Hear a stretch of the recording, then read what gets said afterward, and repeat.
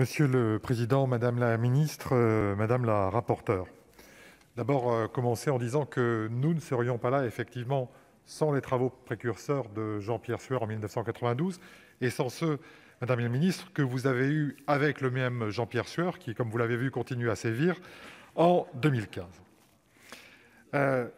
Je pense qu'on peut décerner un satisfecit global au travail qui a été fait dans le texte et également par la commission des lois. Les avancées ont été soulignées par mes prédécesseurs. Elles sont réelles, en sus des améliorations qui ont été effectivement faites par la commission des lois, telles qu'elles ont été suggérées par le rapporteur Françoise Gatel. Ces ordonnances montrent malgré tout que nous sommes arrivés au bout d'un système et avec une nécessité qui est celle de mettre en place un vrai statut de l'élu. Reste que le satisfecit ne peut pas être complet. La réforme reste à connotation trop budgétaire. Elle excède pour partie le champ de l'habilitation accordée par le gouvernement au Parlement. Et elle s'inscrit dans la perspective d'un statut de l'élu qui n'est là qu'en creux. Je pense, madame la ministre, que ce texte reste en delà des attentes que vous aviez quand vous étiez sur ces bancs, et je pense que nous pouvons encore faire mieux. Dans le questionnaire que nous avions envoyé en 2018 aux élus locaux, on constate deux choses. D'abord, que la question de la formation est essentielle pour les élus et qu'ensuite, ils veulent plus de formation. 3 points de questionnement et des pistes d'amélioration.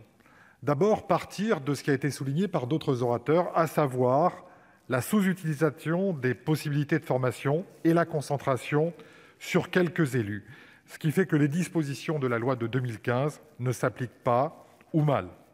Une sous-budgétisation, ça a été déjà dit, des collectivités locales, qui traduit également un manque de moyens. Le DIF permet de financer un accompagnement à la valorisation des acquis de l'expérience et au bilan de compétences, mais dans le questionnaire du Sénat, on voit que 83% des répondants ignoraient cette possibilité.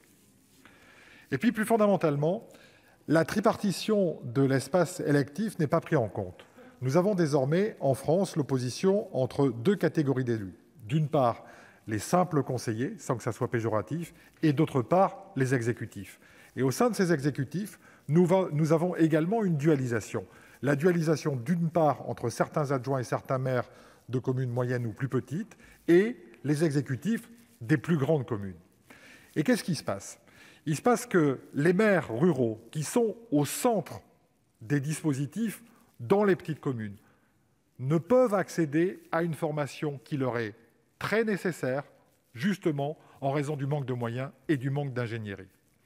D'autre part, en ce qui concerne le groupe intermédiaire, ils ont des formations techniques très précises, par exemple sur les déchets, par exemple sur les mobilités, et il aurait été normal que, pour cette catégorie, comme pour celle des exécutifs des plus grandes collectivités, il y ait une variabilité, non seulement du prélèvement sur l'indemnité, mais également une variabilité du quota d'heures disponible en ce qui les concerne. C'est important parce que sinon, nous n'aurons pas de démocratisation, ce qui m'amène à ma conclusion.